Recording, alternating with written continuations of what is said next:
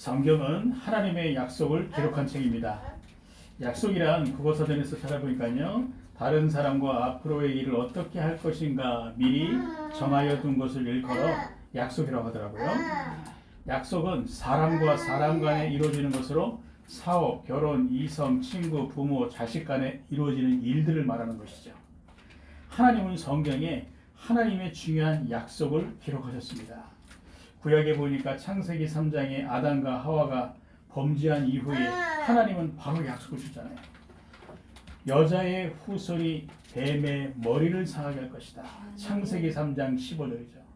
이는 그리스도를 약속한 것입니다. 여자의 후손 그리스도가 오셔서 사탄의 권세를 깨뜨릴 것이다. 왜죠? 창세기 3장 사건 이후로 모든 인간은 사탄 마귀의 권세 아래서 운명과 사주팔자에 사로잡혀 살 수밖에 없고, 죄로 인한 저주와 재앙, 하나님을 떠나 지옥 배경으로 살 수밖에 없으므로 하나님께서는 그리스도를 약속하신 것입니다. 그래서 하나님께서는요, 우리에게 그리스도를 통하여서 우리를 구원하시기 원하시는 것이죠. 그리스도는 기름 부음 받은 자라는 뜻으로 왕, 제사장, 선지자 세 가지의 직분을 감당한 자입니다. 구약 성경에 보게 되면 왕, 선지자, 제사장을 세울 때마다 기름을 부어서 세웠거든요. 그 세 가지의 직분을 동시에 감당한 자를 일컬어 그리스도라고 합니다. 기름 부음 받은 자. 그리스도는 왕으로 사탄 마귀의 권세를 깨뜨리고, 제사장으로 죄로 인한 저주와 재앙을 막고, 선지자로 하나님 만나는 길을 여신 분. 그래서 그리스도는 기름 부음 받은 자란 뜻인 것입니다. 대표적으로 아브라함과 다윗의 씨를 통해서 하나님이 그리스도를 보내겠다 약속하시지 않습니까? 그래서 구약 성경 39권은 그리스도를 약속한 것. 신약은 예수가 창세기 3장 15절에 여자의 후손 그리스도라는 것입니다. 그 증거가 마태복음 16장 16절이지 않습니까? 시몬 베드로가 이르되 주는 그리스도시요 살아계신 하나님의 아들이십니다. 이는 창세기 3장 15절에 그 하나님이 약속했던 그리스도가 바로 예수시라는 것이죠. 예수께서 2000전의 십자가와 부활로 구약 성경의 그리스도의 약속을 성취하신 것입니다. 그래서 신약 성경의 초대교회와 바울이 전한 복음이 바로 예수가 그리스도시다. 신자와 불신자의 평가 기준은 한 가지입니다. 그리스도를 믿느냐 안 믿느냐, 교회를 다니느냐 안 다니느냐, 교회가 어느 교단 소속이냐, 목회자가 어느 신학교에 졸업을 해서 어느 교단의 소속이냐가 중요한 것이 아니라, 신자와 불신자의 평가 기준은요, 그리스도를 믿느냐 안 믿느냐. 이단과 사이비단체의 평가 기준도 그리스도를 누구로 알고 믿느냐이죠. 대표적으로 신천지와 하나님의 교회를 보세요. 신천지는 그리스도가 아닌 이만희 씨를 성령 하나님으로 믿고 추앙하고 있지 않습니까? 그리스도의 자리에 이만희 씨가 들어간 것이죠. 하나님의 교회는 그리스도가 안상홍 씨라고 얘기하고요, 하나님의 어머니 장기자 씨를 강조하면서 하나님의 어머니를 믿어야 된다고 말하고 있는 것입니다. 그래서 그리스도를 믿느냐 안 믿느냐, 그리스도를 누구로 알고 믿느냐가 중요한 것입니다. 우리는 그리스도를 믿기 때문에 지금 이 자리에 모여서 예배드리잖아요. 그리스도를 보내신 구약의 하나님을 믿고, 그 그리스도가 2000년 전에 베들레헴에 탄생하신 나사렛 예수시기 때문에 우리는 예수를 그리스도로 믿고 신앙생활하는 거 아니겠습니까? 그렇죠? 성경은 하나님의 약속인 그리스도에 관하여 기록한 것으로 구약과 신약으로 나눠지는 것입니다. 구약은 한마디로 말하면 장차 오실 예수가 그리스도시다. 신약은 2000년 전에 오신 나사렛 예수가 그리스도시다. 그리고 성경에 기록된 하나님의 모든 것은 오직 그리스도를 통하여 이루어지는 것입니다. 하나님의 모든 것이 뭐죠? 구원, 응답, 축복, 교회, 전도, 선교, 이것이 하나님의 모든 것이거든요. 이 모든 것이 그리스도를 통하여 이루어지는 것입니다. 종교와 복음의 차이는, 종교는 모든 것을 내가 이루는 것, 복음은 모든 것이 그리스도를 통하여 이루어지는 하나님의 역사를 보는 것이죠. 그래서 대표적으로 설명드리자면 구원을 예로 들 수 있겠는데요, 종교에서 말하는 구원은요, 나를 통해 이루어지는 것이다. 그래서 내가 충성, 봉사, 헌신을 해야 구원받을 수 있다. 그러니까요, 충성과 헌신과 봉사를 종교에서는 얼마나 많이 강조하고 얼마나 많이 합니까? 그러나 복음은 그리스도를 믿는 믿음으로 받는 것이 구원인 것이죠. 구원의 주체가 나로부터 시작되는 것이 종교고요. 구원의 주체가 하나님의 은혜의 복음으로 말미암아 시작되는 것이 바로 종교와 복음의 차이인 것입니다. 그래서 성경에 기록된 하나님의 모든 것도 오직 그리스도를 통해서 이루어지는 것입니다. 구원도 그리스도를 통하여, 응답도 그리스도의 이름으로, 축복도 그리스도를 통하여, 교회가 세워지는 것도 그리스도를 통해서 세워지고요. 전도도 그리스도를 전하는 것이고 선교도 전 세계에 그리스도를 전파하는 것으로 하나님이 그리스도를 알고 믿고 따르고 섬기고 있는 자를 통해서 하나님이 이루시는 하나님의 역사를 보는 것이죠. 우리가 함께 본 성경 여호수아서에서도요, 하나님의 약속 그리스도에 관하여 기록한 것입니다. 여호수아는 이스라엘 12지파 중에 에브라임 지파의 눈의 아들로 원래 이름은 호세아라고 하거든요. 그런데 민수기 13장 8절에서 16절에서부터 여호수아로 불린 것입니다. 여호수아의 뜻은 여호와는 구원이시다. 헬라어로 말하면 예수스라고 말하죠. 이는 헬라어로 여호수아는요, 예수라는 뜻입니다. 그리스도의 직분을 감당하신 예수의 이름이 바로 여호수아라는 것이죠. 그래서 구약 성경에 여호수아에서도 하나님의 약속 그리스도에 관하여 기록한 것이죠. 여호수아의 이름을 보세요. 예수에 관하여 말한 것입니다. 예수가 그리스도인데 그 예수에 관하여 기록됩니다. 아말렉과의 전쟁에서 군대 장관으로 혁혁한 공을 세운 자가 바로 여호수아. 가나안 땅을 정탐한 12정탐꾼 가운데 갈렙과 함께 하나님에 대한 확고한 믿음으로 믿음의 모본을 보이기도 했었던 인물이 바로 여호수아. 여호수아는 모세의 수종자로 모세와 함께 시내산에 올랐으며 모세의 후계자로 임명되고 이스라엘을 가나안 땅으로 인도했잖아요. 그래서 가나안 땅의 약속, 정탐, 정복은 무엇을 말하는 것이죠? 왜 하나님이 도대체 이토록 가나안 땅에 대해서 가나안 땅이 도대체 뭐길래 가나안 땅을 약속하시고 정탐케 하시고 정복케 하셨죠? 여호와께서는 가나안 땅을 그리스도 오실 땅으로 보시고요. 그리스도 오실 그 땅을 약속하시고 정탐을 하고 정복하라고 말씀하셨던 것이죠. 2000년 전에 예수께서 가나안 땅 베들레헴에서 탄생하셨잖아요. 그리고 그곳에서 공생기간을 보내시고 십자가와 부활과 그리스도의 약속을 성취하신 것이 바로 가나안 땅. 그래서 하나님은 모세오경과 여호수아서에서 가나안 땅의 약속과 정탐과 정복을 통해 가나안 땅에 오실 그리스도이신 예수에 관하여 약속을 했으므로 가나안 땅에 대하여 여호와께서는 말씀하셨던 것입니다. 그러므로 우리가 함께 본 성경 본문 여호수아서에도요, 하나님의 약속 그리스도에 관하여 기록한 것이죠.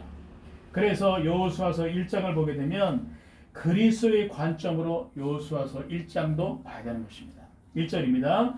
여호와의 종 모세가 죽은 후에 여호와께서 모세의 수종자 눈의 아들 여호수아에게 말씀하여 이르시되 내 종 모세가 죽었으니 이제 너는 이 모든 백성과 더불어 일어나 이 요단을 건너 내가 그들 곧 이스라엘 자손에게 주는 그 땅으로 가라. 이는 위기 만났을 때 그리스도를 바라보라는 것입니다. 지금 우리나라는 위기 시대에 봉착했습니다. 경제, 안보, 정치 전부 위기 가운데 있거든요.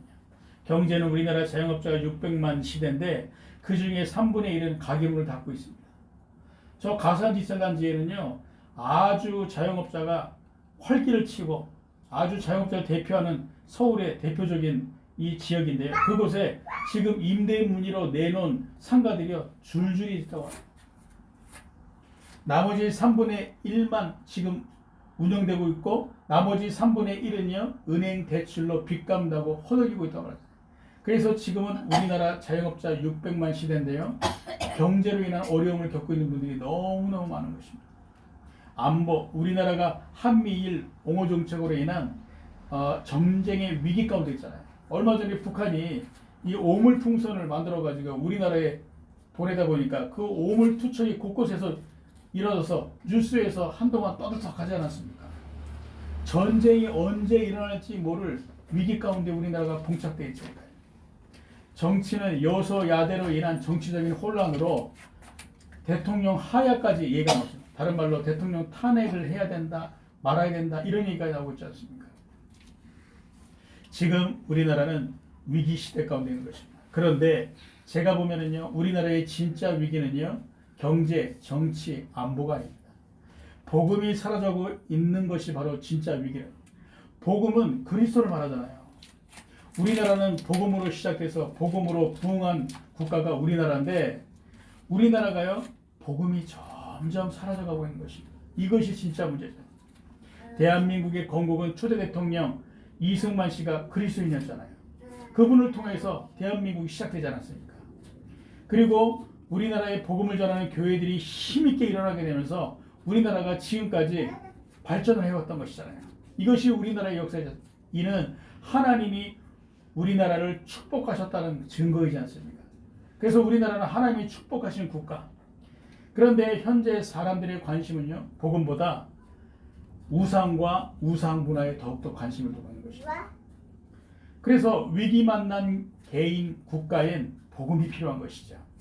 성경 본문에 이스라엘의 위기 가운데 있습니다. 지도자 모세가 죽은 것입니다. 그래서 이스라엘 백성이 30일 동안 통곡을 하면서 울고 있는 거예요. 지도자, 그 믿었던 지도자가 드디어 죽게 되니까 백성들은 패닉과 두려움 가운데, 불안 가운데 있는 것이죠. 과연 누가 우리를 인도할 것이냐. 그때 하나님은 말씀하시는 것입니다. 1절에 보니까 여호와의 종 모세가 죽은 후에 여호와께서 모세의 수종자 눈의 아들 여호수아에게 말씀하여 이르시되 내 종 모세가 죽었으니 이제 너는 이 모든 백성과 더불어 일어나 이 요단을 건너 내가 그들 곧 이스라엘 자손에게 주는 그 땅으로 가라. 우리가 평상시에도 하나님의 말씀을 가까이 해야 되지만요, 위기 만날 때 더욱더 하나님의 말씀을 가까이 되는 것입니다. 그래야 문제 속에서 하나님의 계획과 뜻을 발견할 수 있잖아요. 위기 만난 이스라엘과 여호수아에게 하나님이 가장 처음 뭐로 말씀하셨죠? 오늘 여호와의 종 모세의 수종자 여호수아에게 바로 말씀을 주시지 않습니까? 하나님의 말씀을 주시는 것. 그래서 우리가 평상시에도 하나님의 말씀을 가까이 되지만 위기 만나게 될 때 하나님의 말씀을 더 가까이 되는 것입니다. 제가 지난 과거를 돌이켜보게 되면 제가 위기 만날 때마다 하나님은 저에게 약속의 말씀을 주셨어요. 어떻게 행할지 모를 고민과 갈등 가운데 있을 때마다 하나님이 저에게 말씀을 주시고 그 말씀을 성취하신 게 저의 지금의 인생의 과정이었더라고요. 그래서 평상시에 그리고 하나님의 말씀을 위기와 문제, 갈등, 어려움 가운데서 가까이 하는 것이 이렇게 중요하구나. 제가 하나님의 은혜로 훈련된 것이 강단 말씀을 매 주마다 받고 그 말씀을 따라서 인도받았던 것이거든요.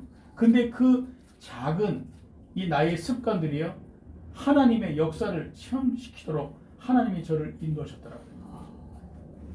그리고 성경에 보게 되면 그 땅으로 가라 라고 말씀하시잖아요. 그 땅, 어떤 땅이죠? 가나안 땅이죠. 그 땅은 바로 그리스도 오실 땅인 것입니다. 한마디로 불신자, 신자 구분할 것 없이 위기 만났을 때 그리스도를 바라보라는 것입니다.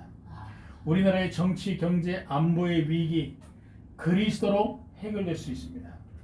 정치를 예로 들자면 복음의 답을 가진 그리스도인들이 일어나 하나님 앞에서 정치를 하게 되면요, 나라는 살아나게 되는 것입니다.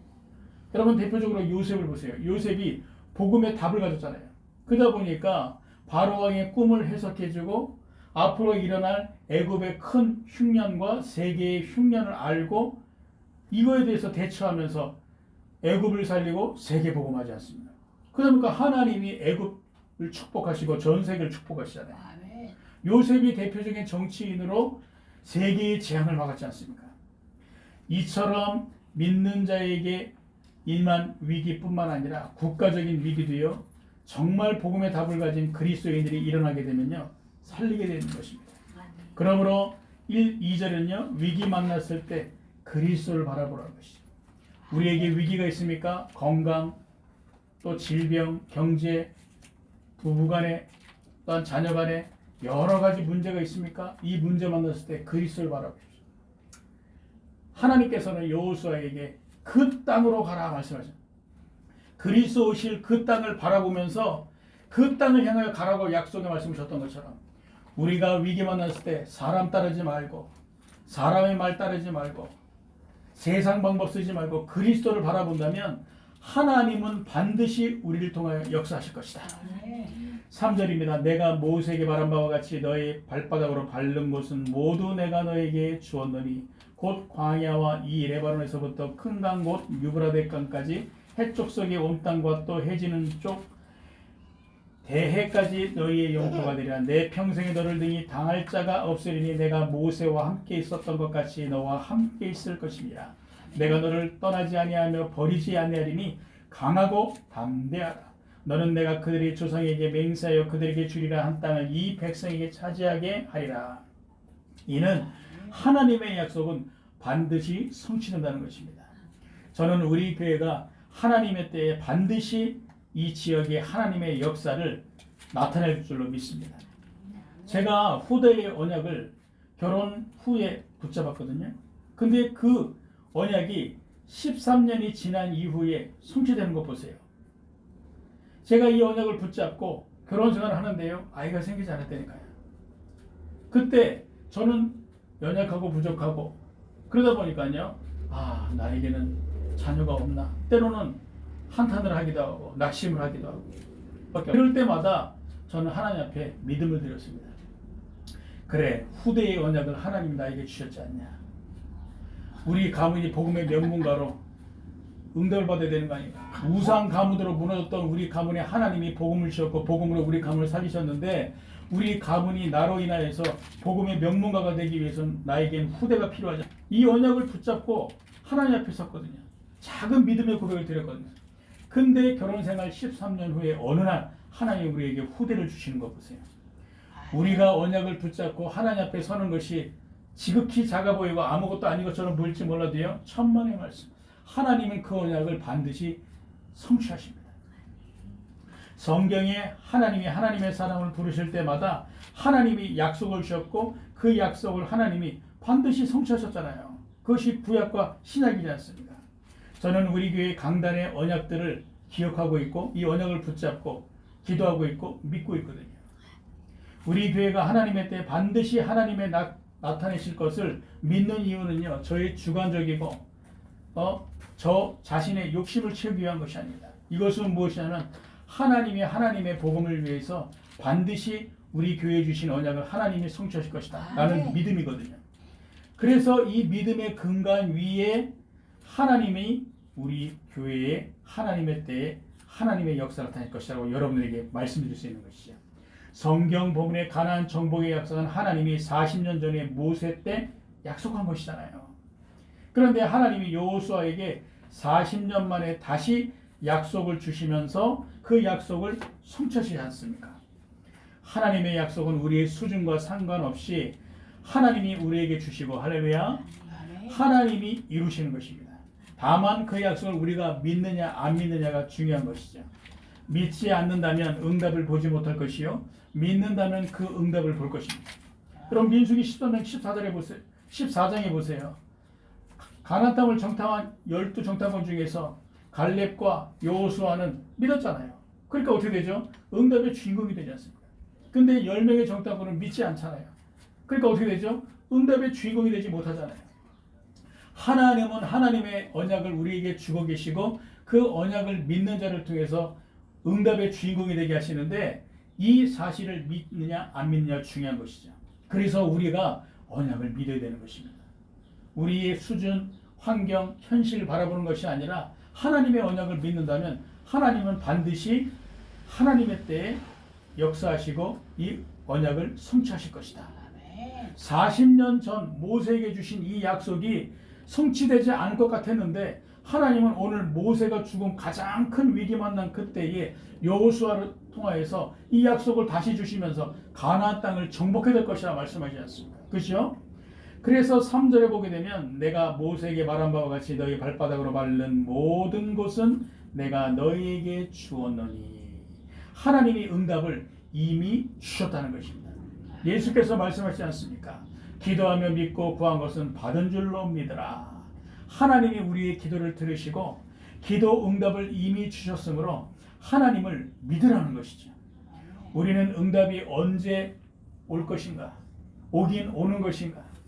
기도 응답을 하나님이 주신다고 약속하셨는데 응답이 안 오다 보니까 답답한. 그런데 이게 우리의 수준이잖아요. 그래서 우리는 우리 자신을 바라보고 현실과 상황을 바라보면서 의심하지 않습니까?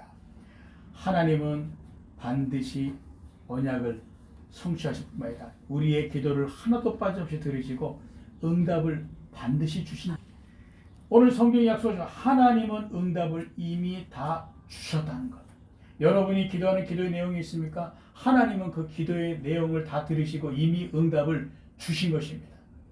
하나님의 때가 아직 다다르지 않았을 뿐이지 하나님의 때가 되게 되면 반드시 응답을 볼 수밖에 없는 것이죠. 그래서 이것을 아는 자들은요, 기도하게 될 때 기도의 줄을 잡고 끝까지 기도하죠. 그리고 문제 사건 만날 때마다 이 문제 사건을 통해서 하나님이 어떻게 역사하신지를 보자. 그러면서 다른 사람은 낙심하고 넘어지고 자빠지는데 그 가운데서 하나님의 응답을 확인하고 하나님께 기쁨과 감사와 영광과 찬송을 돌려드리잖아요.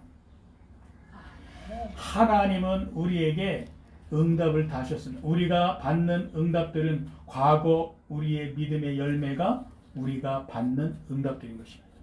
우리가 앞으로 받게 될 응답들은요, 지금의 우리의 믿음이 미래의 응답들이 될 수밖에 없는 것이죠. 그래서 우리는요, 믿어야 되는 것입니다. 기독교는 타 종교와 다르게 믿으라고 얘기하지 않습니까? 그렇죠? 믿음. 성경 본문은 광야 2세들이 아직 가나안 땅을 밟지도 않았는데 하나님은 응답을 이미 다 주셨다는 것입니다. 우리는 여호수아서의 결말을 다 알잖아요. 어떻게 됐죠? 하나님이 다 주셨다고 약속하신 그대로 가나안 땅 싹 다 정복해 버리지 않습니까? 그렇죠? 그래서 그리스도 안에서 우리가 하나님께 받은 약속들은 반드시 성취된다는 것을 믿으라는 것. 그리고 그리스도를 굳게 붙잡으라는 것입니다. 7절 8절입니다. 오직 강하고 극히 담대하여 나의 종 모세가 내게 명령한 그 율법을 다 지켜 행하고 오르나 좌로나 치우치지 말라. 그리하면 어디로 가든지 형통하리니 이 율법책을 내 입에서 떠나지 말게 하며 주야로 그것을 묵상하여 그 안에 기록된 대로 다 지켜 행하라. 그리하면 내 길이 평탄하게 될 것이며 내가 형통하리라. 우리는 연약하고 부족하지 않습니까? 그래서 하나님을 믿어야지 하면서도요, 흔들리잖아요. 하나님을 믿어야지 하면서 믿는데 돌아서고 나면 또 흔들리고 또 넘어지고. 그래서 하나님이 우리에게 오뚜기와 같이 넘어지고 자빠질 때마다 바로 또 세우시지 않습니까? 그래서 성경 보면 우리에게 그리스도를 굳게 붙잡으라고 말씀하십니다. 율법을 지키고 율법책을 가까이 하라는 것이 무엇이죠? 율법은 그리스도를 나타내잖아요. 율법에 흠이 없고 율법에 정통한 바울은 말합니다. 율법은 그리스도께로 인도하는 몽학선생이다. 그리스도는 율법의 마침이니라. 그래서 율법을 지키고 율법책을 가까이 하라는 것은요, 그리스도를 나타내는 것이고, 그 구체적으로 설명하자면 그리스도를 굳게 붙잡으라는 것이죠. 그리스도를 붙잡고 흔들리지 않도록 연약하고 넘어질 수밖에 없는 우리가 그리스도를 굳게 붙잡고 흔들리지 않도록 율법을 지키라는 것이죠. 그리스도를 굳게 붙잡으라는 것이죠. 율법책을 가까이 하라는 것이죠. 그리스도를 굳게 붙잡으라는 것이죠. 여호수아는 율법과 율법책이 무엇을 말하고 있는지 알았잖아요. 그리스도를 말하고 있다는 거 여호수아는 알고 있었거든요. 그래서 여호와의 명령 율법과 율법책에 관한 말씀이 그리스도를 놓치지 말고 굳게 붙잡는 것을 여호수아는 알았던 것. 그래서 율법을 지키고 율법책을 가까이 하라. 우리가 연약하고 부족하다. 또 세상에선 단점이지만 복음 안에서는 큰 장점이 되는 것입니다. 그러니까 우리가 연약하고 부족하다 하게 되면 세상은요, 우리를 만만하게 보잖아요. 그리고 세상 사람들은요, 자기가 더욱더 강하기 위해서 자기의 목표를 제대로 설정을 하고 자기에게 체면을 걸기도 하지 않습니까? 그리고 연약하고 부족한 사람들을요, 저 사람은 연약하고 부족해가지고 목표를 이루지 못하구나 말합니다. 그러나 복음 안에서는요, 우리에게는 큰 장점이 됩니다. 왜죠? 우리가 연약하고 부족할수록 나를 의지하는 것이 아니라 그리스도를 바라보고 그리스도께 나아갈 수 있으니까. 그래서 우리에게는요, 우리의 연약하고 부족한 것이 오히려 장점이 될 수 있는 것이죠. 우리의 열악한 현실과 환경, 이것이요, 우리에게는 축복입니다. 왜죠? 그리스도를 굳게 붙잡고 하나님의 역사를 체험할 계기가 되는 것입니다. 대표적으로 초대교회를 보세요. 개개인들이 연약하고 부족하잖아요. 어부 출신으로 배운 것도 없고 넘어지고 자빠질 수밖에 없는 그 사복음서에 기록된 그 12제자들의 모습들을 보세요. 얼마나 연약하고 부족합니까? 이들은 아무런 힘도 없고 배경도 없습니다. 그들은 예수를 믿고 따랐다는 이유로 이단의 정죄가 그들에게 임했거든요. 사회와 단절이 되었습니다. 그런데 이들이 그리스도를 바라보고 그리스도께 더 나아가고 그리스도를 굳게 붙잡았잖아요. 그 결과 어떻게 했죠? 하나님은 그들에게 하나님의 역사를 체험시키셨지 않습니까? 오순절 날이 이미 이름에 오순절의 성령의 역사를 통해서 그들이요 성령의 기름 부음을 받지 않습니까? 그리고 그들을 통해 지역 복음의 역사를 일으키지 않습니까? 예루살렘과 온 유대와 사마리아에 이르기까지 그리스도의 복음을 증거하는 그 그리스도의 증인들로 하나님이 이를 축복하시는 하나님의 역사를 체험케 하시지 않습니까? 그러므로 나 현실 환경이 어려울수록 다른 것 붙잡지 말고 그리스도를 굳게 붙잡으라는 것입니다. 우리에게 어려움과 또한 힘든 여러 가지 환경과 여건이 있습니까? 그것을 통해서 그리스도를 붙잡으시기 바랍니다. 그러면 그 문제들이 오히려 우리에게 축복의 발판이 된다니까요. 결론입니다. 하나님의 약속 그리스도를 믿는 자에겐 하나님이 함께 하십니다. 성경에 예수를 그리스도로 믿고 따랐던 예수님의 제자들에게 부활하신 주님이 마지막으로 남긴 말씀 볼지어다 내가 세상 끝날까지 너희와 항상 함께 있으리라 하시니라. 아멘. 하나님의 약속 그리스도를 믿는 자에겐 하나님이 함께 하시는 것이죠. 성경의 창세기 3장에 인간의 모든 문제는요 하나님을 떠난 문제에서 시작됐습니다. 성경의 관점에서 볼 때 만약 하나님이 우리와 함께 하신다면 우리의 모든 문제는 문제가 아니라는 것이죠. 왜죠? 하나님을 떠나서 모든 문제가 왔기 때문에 하나님의 함께 하시는 사람은 모든 문제가 있어도 문제가 아니라는 것이 성경에서 말하고 있는 문제라는 것이죠. 문제관. 그런 측면에서 보게 될 때 우리는 하나님이 함께 하시잖아요. 그래서 우리에게 있는 문제는 문제가 아닌 것입니다. 9절에 보게 되면 내가 내게 명령한 것이 아니냐 강하고 담대하라 두려워하지 말며 놀라지 말라 내가 어디로 가든지 내 하나님 여호와가 너와 함께 하시니라 하시니라. 성경 본문은 하나님이 여호수아에게 미리 말씀하신 것 앞으로 두려워할 일들과 놀랄 일들이 기다리고 있다고. 왜죠? 가나안 땅 7족속 31왕이 여호수아를 기다리고 있지 않습니까? 이스라엘 백성들을 기다리고 있지 않습니까? 영적인 힘으로 이들은요 지역을 사로잡고 역사하고 있는 사탄 마귀의 세력들을 말하고 있잖아요. 앞으로 이들과 싸울 영적 전쟁이 있을 것이기 때문에 두렵고 놀랄 일들이 펼쳐질 것이라고 하나님은 말씀하신 거예요. 그러나 내 하나님 여호와가 너와 함께 하심으로 너는 반드시 영적 전쟁에서 승리하게 될 것이고 모든 문제들이 전부 축복과 응답이 될 것이라는 것이죠. 우리에게도 마찬가지인 것입니다. 그리스도를 믿고 따르는 우리에게 앞으로 두려워할 일들과 놀랄 일들이 생겨도 우리에겐 하나님이 우리와 함께 하심으로 두려워하지 말고 놀라지 말라는 것입니다. 앞으로 우리는 반드시 영적 전쟁에서 승리하게 될 것이고 여호수아가 가나안 땅 7족속과 싸워 이기고 그 땅을 정복했던 것처럼 우리는 지역 복음화의 역사를 일으킬 것이다. 그래서 하나님이 우리와 함께 하신다는 것은요 굉장한 축복인 것이죠. 그러므로 우리에게 있어 가장 큰 축복은요 하나님이 우리와 함께 하십니다. 우리에게 있어 가장 큰 응답도 하나님이 우리와 함께 하시는 것. 그래서 우리 유튜브 채널 명이 무엇입니까? 인천 위드지 않습니까? 인천 위드는 하나님이 우리와 함께 하신다는 것이거든요. 유튜브 이름도 잘 정해야 되는 것입니다. 이게 큰 의미가 있는 것입니다. 그래서 하나님이 우리와 함께 하시는 교회는 하나님이 우리를 통하여 영적 전쟁에서 승리케 할 것이고 할렐루야. 지역 복음화의 큰 역사를 일으킬 것이고 제자 운동의 역사와 또한 말씀 운동을 통하여서 하나님의 놀라운 응답과 축복을 우리에게 약속하실 것이다. 그러므로 참된 응답과 참된 축복은 무엇이라고요? 하나님이 우리와 함께 하십니다. 그래서 결론은 하나님의 약속 그리스도를 믿는 자에겐 하나님이 함께 하신다. 기도하고 마치도록 하겠습니다. 하나님 감사합니다. 오늘 주신 약속의 말씀을 붙잡고 우리가 한 주간도 승리케 하옵소서. 하나님의 약속 그리스도를 믿는 자에겐 하나님이 함께 하신다 약속하셨사오니 하나님이 함께 하신 이 약속으로 나를 이기고 세상을 이기고 사탄 마귀의 세력들을 싸워 이기는 우리가 되게 하옵소서. 예수 그리스도의 이름으로